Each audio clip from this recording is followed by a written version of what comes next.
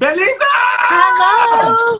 Oh my God, I'm so happy to see you. I'm so happy to be on. This is so, oh my God, like I love you so much. Oh my like, gosh, thank you. no, I love you. I love this show, like for real. Like, and we're all obsessed with Baker and the Beauty.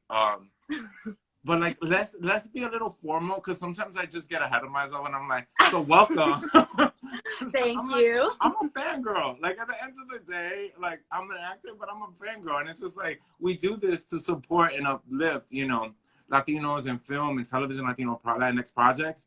But it's just like at a part of it because we're uplifting. Like I'm a fan. You know what I'm saying? So it's just like I like lose it. Like oh my God, Victor's different because Victor's like a brother. You know what I'm saying? So it's just like, but like, so last week we had one of the stars of Vida on, and I lost my shit, and I'm like about to lose it again with you. So I see my my hairstylist. Hi, Gianna. Hey, Gianna. Baker and the Beauty. She did all our hair. Work. Well, the hair is popping on Baker. Yeah. And everything's popping on Baker and the Beauty. So, Belissa, welcome to Dulce. New York Latino Film Festival presents Dulce. Baker and the Beauty. I'm obsessed. You are my favorite character. Don't tell Victor that because Victor will be a hater. I'm gonna tell Victor that. I recorded it, so I'm sending it to him. No, I'm kidding. No. But I'm gonna tell you why. Like Natalie has such heart and such vulnerability, just played by you. So like, where did you come from? Like, where did things just go? You're like, tell us who is Belissa because I want to know because you're a gift. Oh, thank you. Well, like, I definitely didn't come from an artist family. I grew up. I moved around a lot, but mostly LA is my home. I really connect to Boyle Heights. That's where all my family still is. And so, growing up, there wasn't a lot of like theater programs in my school. And so I kind of had to search for it myself. And I told my parents like, hey, I want to be an actor. And they were like, that's awesome. But like, we can't help you. Because, we don't know where to start. We have no idea. Because it's a business at the end of the day. Like it's a business. And you live in the town that is created around the business. Exactly. So it felt like it was right there always, but it's so hard. It's not accessible, especially as young kids. It's really not. And so I did my own research. I found a performing arts high school, LACSA. It's a public high school in downtown. So I started working to audition for that. And then I got in. And from there, luckily it ignited my love for like stage theater, and it made me figure out what I want to do. I tried the college thing, dropped out after a year, but I went to New York. You did? New York, yes. How was that? Oh, I love New York. Oh my gosh. If I could have like dropped out and just stayed there, I would have. Because it's awesome. But your path led you back to LA. Yeah. And then I was working, making money, paying my own rent. And then I found the Casa 0101 Community Theater in Boyle Heights. Josefina Lopez, who wrote Real Women Have Curves. That's her theater. And she's my idol. So I finally got to do like 2 shows with her, and it was awesome. And they led me to the ABC Discover Showcase. And so from there, oh my God, I owe a lot to Casa because they really like opened the doors for me. And from there, it was like a 6-month audition process to get the showcase. Yeah, it was long because it was like 14,000 people, and then they chose like 12. So it was a really long process, but I got it. And then from there, I got my reps and stuff because I had no reps. I had just gotten my first headshot done. Like I was very new to all of it.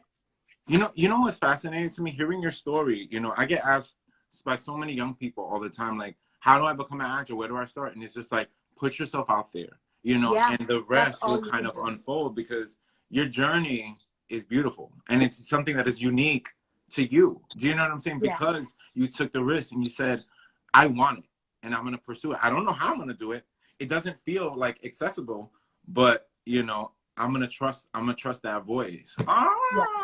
That's so beautiful. And then in that spirit, you booked this gig And like, I know. you know, Lisa Vidal, Victor Rasul, Carlos Gomez, David Del Rio, everyone has been in this game for a long time. Yes. And you are like hitting home runs off of them too. Like, you know, it's true. Everyone, like we've had Lisa, we've had Victor, we've had Carlos, and everybody says the same thing. Belissa is a star, and you are. Oh my God. So like, how does that feel? Kind of coming, you know, like in that moment of day one of shooting, when you're like, kind of in this whole nother, you know, you're in the majors. Yeah, no, what it is really, it feels like a whole, that's the main thing for me is like, and you know, even as going on every day, it's like, dang, this is a whole different world. Like people don't realize how much of like just a separate entity the industry can be, or that it can feel like sometimes. So when I started, like my first day, I was definitely terrified, but like, and that's for no, but sure that's natural, and you should, yeah, you know what I'm saying? But you work through it, you know. exactly. And you know, the cast, like I really lucked out with them just being great people, like also amazing actors and everything, but great people. So they immediately made me feel like I could do it. They were like, no, don't worry, like you got this. So I love that about them. They really helped. So Natalie's episode last week, that was huge. I That was huge. know. I mean, Yes. for those of you who haven't been watching, or you know, aren't, so the character of Natalie kind of involuntarily got outed by Noah, and then she did. No, it's because everyone's like, she came out. Well, she didn't really. I mean, she came out in the sense that like she got outed first. But what I love about that scene is that she made the choice to kind of step up and take the reins over the situation and come out, as opposed to, because she could have easily said, no, I'm not, Mom, you know, and choose fear. So no spoiler alert, it happened last week. If you ain't get a chance to watch it, catch up.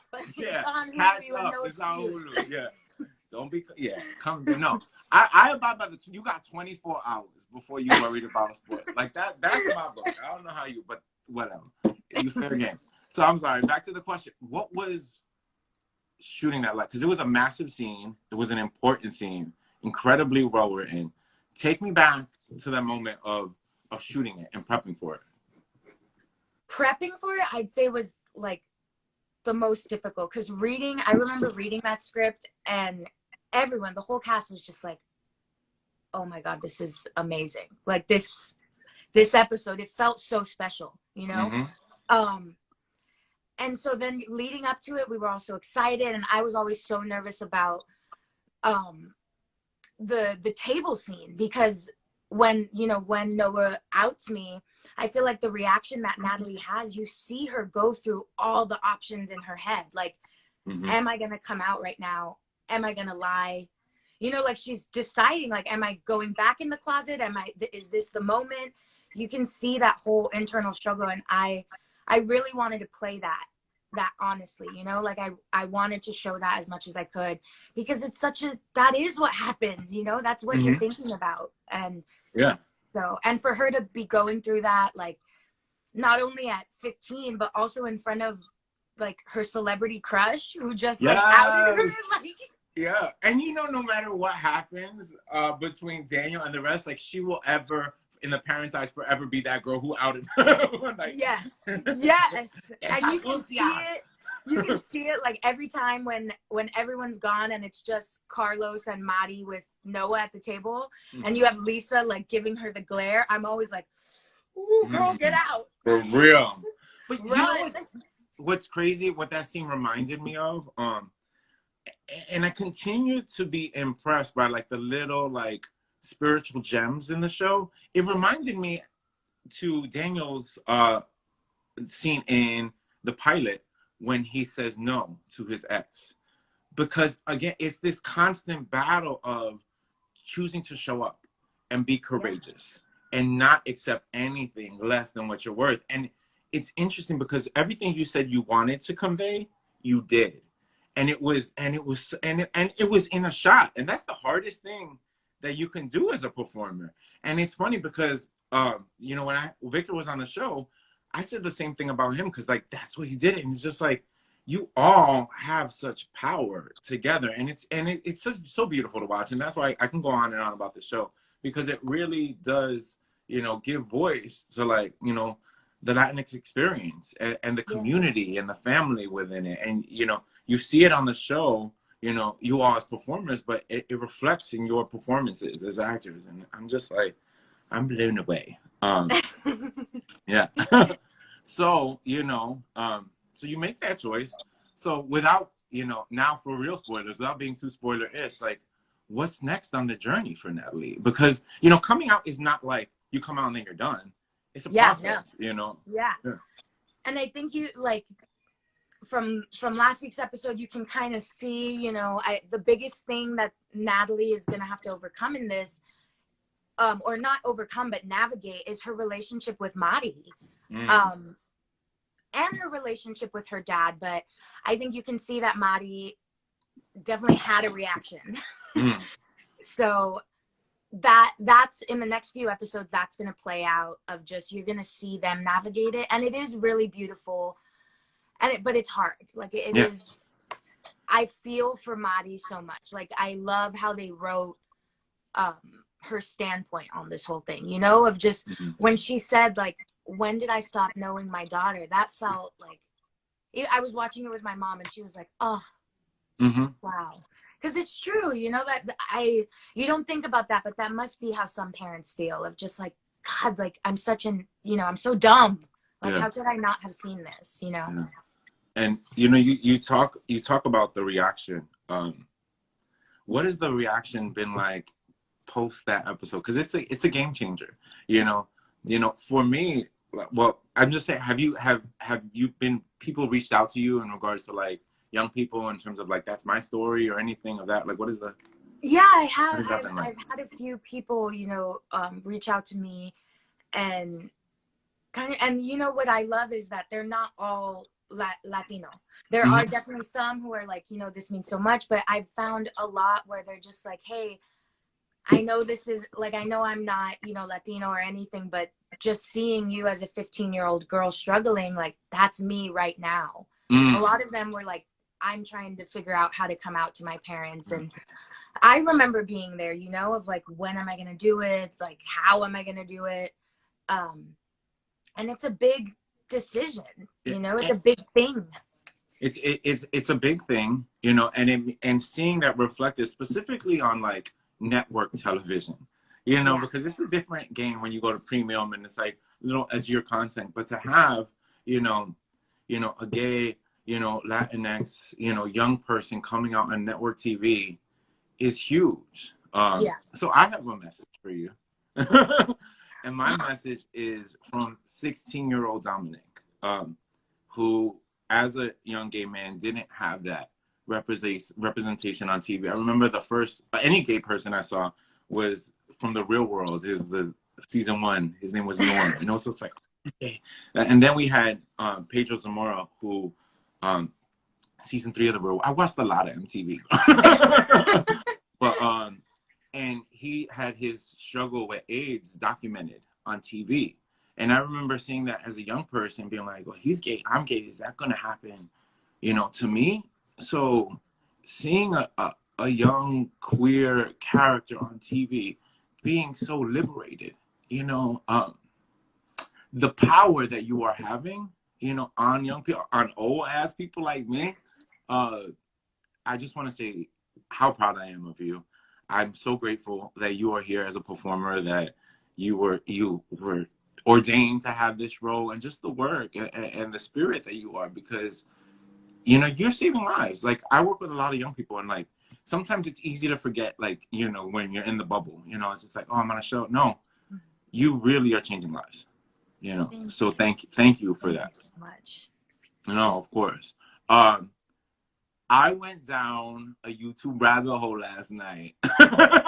No. Don't be like, be like, because that's so.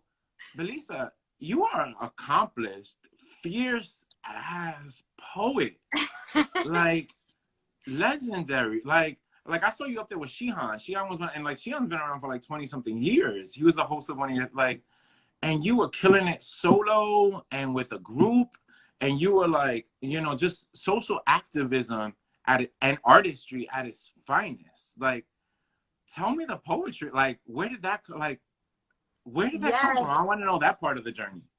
the poetry, I love poetry so much. The spoken word is amazing. That whole community is like, Yeah. so vibrant. But it started in high school too, you know.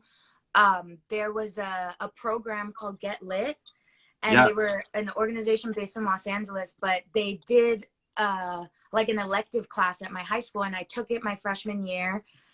Had never done poetry, like never thought I was a poet or anything. But their main thing is kind of showing everyone that it's just writing, it's just telling your story, you know. There's no, forget about all the logistics of it. And so I did it, and I found a love for it, and I just kept showing up. I kept going to their weekend courses, and you know, I told my mom, like, this is something I love. And so then they had me audition for their poetry team, and they went to Brave New Voices, which is like an international poetry competition. Yeah. And it was in Philly, so I got to go to Philly, and that was so awesome. But yeah, that whole summer before, we were like writing all these poems. Like it was me and like 5 other people, 5 other high school kids, and we were just talking about what was going on in our communities, what we wanted to change, what we wanted to say. And so that time in my life was so powerful. I feel like it really shaped me into like, and just, you know, what I stand for. Like, yeah, because that's the thing. You stand, you know, right now, like this isn't just any old, like, you know, role. This is like, you are saying something. ABC is saying something. The writers are saying something. And all of that prepared you on the journey. And like, you're talking, and I'm like, wow, this is just another testament as to why art saves lives and why art matters and why we need it in our schools. Because, you know, you're talking about having to go out and chase it. And oftentimes, you know, in our community, we don't think it's accessible. Like, that's one of the reasons, like, I do a lot of work with young people, because it's so important for young people to see it and see it in the room. It's like, if he can do it, she can do it, then I, you know, can do it. Yeah, you're amazing. Exactly. And knowing that it's like completely possible, you know, especially in our communities, in the Latino communities. I think there's such a like separation between art and us, you know, as in the younger generations. And I feel like we just have to make it more of a thing, like more of something that all of us can participate in, like soccer, you know. Yeah, like just go join it after school. I mean, it's so layered, because, you know what I'm saying? Because our parents, at least I'll speak for myself, my parents didn't come with the idea of like, oh, we want you to be a performer. Performers, most performers don't make money. So it's like, no, my parents still were like, my dad, not until probably like I booked this, was like, okay, so what's your backup plan though? Communications, political science, like what are you gonna do? And it's just like, it's one of those things where it's just like, well, then if I have a fallback, am I planning to fall? Like, sometimes you just got to you got to take the lead. You know what I'm saying? Oh my God, I love you. Okay, so now's the time. We're about to transition into the time where we're gonna take some questions from our chat people in the chat box. But do me a favor, if you have a question, please put it in the little question box instead of the chat. That's just how I like to facilitate it, because sometimes, if you would have saw some of the stuff that people were writing with Victor, it was not appropriate. It was not appropriate, Belissa. So sometimes we got to keep the reins in, you know, because it's just like, that is so funny. Did you tell him that? I did, and you know how he was probably like, you know, son, it's just how it is. I still got it, son. That's New York for you, Lower East Side. That's New York. That's LES. Yeah, that's it. I love him. Oh, work. Okay, so we already have a question. Boom. So we can. So the first question, I know Belissa writes poetry. Have been a huge fan. Oh, that's a great question. Does Natalie want to write? Are we gonna see Natalie spit some? I wanted it to. I want us to, but you're gonna see her kind of figuring out what she likes. But I think Natalie's one of those girls who has a bunch of like poems in her notebook about Amy, like that she just writes, you know. Well, yeah, that's huge. But when y'all get a season 2 and a season 3 and a season 4, writers come through. We want to see Natalie write Well, little my poems. writers, they know. They were like, we want to put your spoken word in that. Like, what if Natalie's doing that? I was like, hey, you can do it. I'll do Go it. for it. Yes. Yeah. So that's an amazing question. Keep the questions coming. Ooh, this is a great question. What's inspiring you during this quarantine? Ooh, that's an amazing question. Yeah. I'd say all the ways that we have figured out how to keep going, like, you know, switched everything over online. I love how much there's still activism going on. People are still out there, you know, feeding the homeless, all of that. Like, it didn't stop life. It just made it we had to transition a little bit, you know? Reimagine, you know what I'm saying? Yeah. How we connect. And like, and it's hard because I'm in New York, and like, this is not, you know, we are faced with it every day. You know what I'm New saying? York is hard right now. No, we going through it, but but there's also a beauty to it. Do you know what I'm saying?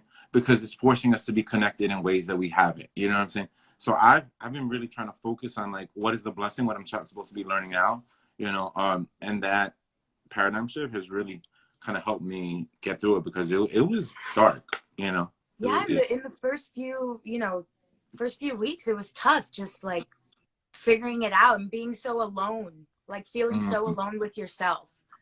I feel like all of us, you know, that's why we're always distracting ourselves and everything, is so we don't sit with just us. And so this time is just, about, you know, it's just us. It's about that, but also promoting Baker and the Beauty. It's about us and Baker and the Beauty. And Baker and the Beauty. I'm going to take this question, even though it was written in the chat, but it's from Baker and the Beauty page. What scene was the most difficult to play? From any episode? I'll do two. So from the last episodes that we shot, I'd say the most difficult was the dinner scene. Yeah. That whole dinner scene, but not because of the drama of it, but it was super hard because they were so much of it. They were just like, okay, you know, we're going to put some music on and chat like you're really at dinner. So it was hard to get out of that when going back into a scene, because we were still like joking and you're just like, God, stop. Like, I need to get back to you're like, I know. Yeah, because you know what's coming. Especially with Victor. Oh my God, on set, he's just like, you know. I mean, but can we just give a shout out to Victor, because Victor's one of the most special people. That oh my God, you know, I love him so much. He's like, and you know, like he led this show. Like, he was number one and he led it, and through everything we went through out in Puerto Rico, he was always just like a safe place to go to. Like, you could count on him. He's great. I'm so proud of him. I'm so proud of him, because we go back a long time. And you guys did a play together, right? We did a play together, but we knew each other before, just from the Latino community. But we lived together in a dorm. Oh my gosh. Cook. Yeah. I know, it's crazy. Yeah. So, you know, he's my heart. Can we shout out the writers, because that whole "I'm leaving, I'm trapped, I'm gay," that triplet right there. What? So good. Massive. So good. I literally, you had to see me, you know, watching the show. I was like, ooh.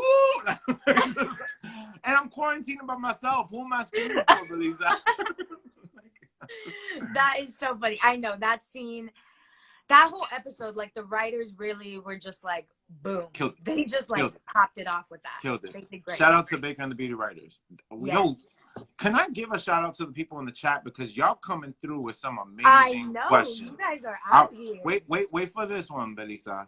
If you could be quarantined with one character from the show, who would it be? That's kind of fierce.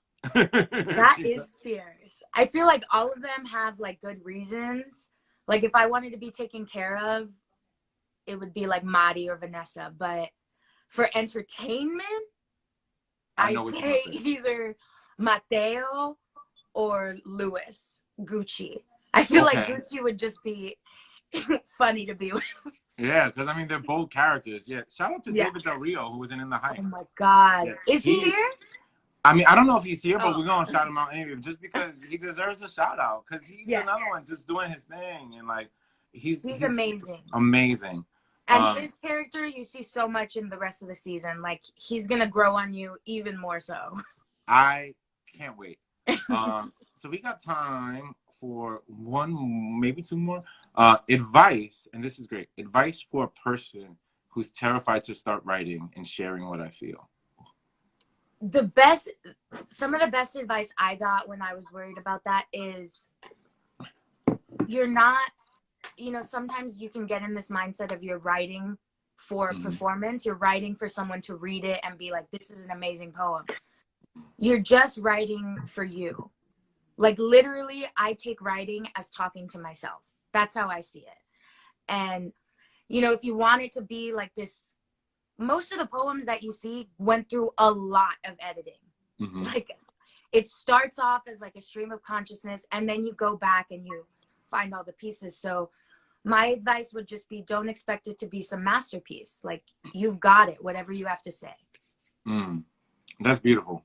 That's beautiful. Can I throw in something else that you were saying? Showing up for yourself, because you've used the phrase showing up, and it's just like, sometimes you just gotta let, whatever that voice is in the head, work through it, and show up for you. It may not be the best, but you know what? It doesn't have to be. Like, because if you don't say it, no one else will. You know what I'm saying? And think about the effect that can have on so many other young people, I want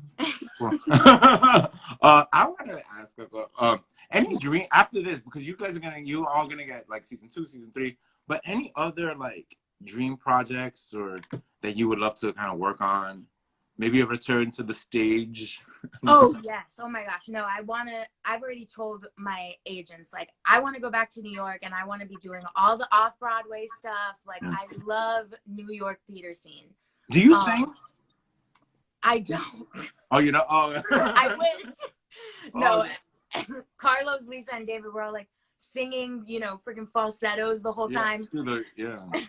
They're amazing. It's all right. It's no, because I was gonna say, because you will be great as Little Red in Into the Woods. I could see it. Oh my gosh. You would slay that. You would slay that. You would. I could see you as Little Red. Yeah. Maybe I can lip sync the whole time. Lip sync for your life. Yes. Oh my God. So we are out of time. And I'm devastated right now. There's just a couple of things like I want to say real quick. So for those of y'all in the chat who came through, who enjoyed this experience, don't forget y'all can go to the New York Latino Film Festival YouTube page and like subscribe and like us. You can catch all the other Baker and the Beauty interviews that we did with Victor and Lisa and Carlos, and we got some other ones coming up. We did one with the cast of Vida. So it's like it's always on and popping over there, and lots of short film content. So please go like, subscribe. I also have a just kind of I want to acknowledge something. We in the Latino film community here in New York, we lost somebody very important, Tibby, Jose Tibby Toribio, this past weekend. So we just want to acknowledge him, give a big shout out to the Latinos Out Loud film crew, and from the behalf of the New York Latino Film Festival, that y'all know that we're sending you lots of our thoughts and our prayers. And just thank Belissa for coming through today. And yes, again, show up for each other, show up for yourself. Tonight is a brand new episode 5 of Baker and the Beauty. And for those of y'all in the chat who have not seen every episode, go on Hulu right now. Go on Hulu because next time I'm getting the chancla out. We're going to get the chancla. We're going to find y'all. We're going to show up at your crib once we out of quarantine, and that's it. Because there's no excuse anymore. Y'all got to show up. Thank you, Belissa. Thank you so much. On behalf of the New York Latino Film Festival and Dulce, we send you so much love. You're amazing. And thank you all for watching. There's another episode of Dulce this Thursday. And we got a special host, Michael Diaz, a.k.a. Wambago, coming through in the house. So make sure you see on Thursday and show us for love with his special guest we're going to announce that tomorrow. But thank you. Thank you, Belissa. Thank you all. We love y'all. Thank you. Peace. Bye. Bye.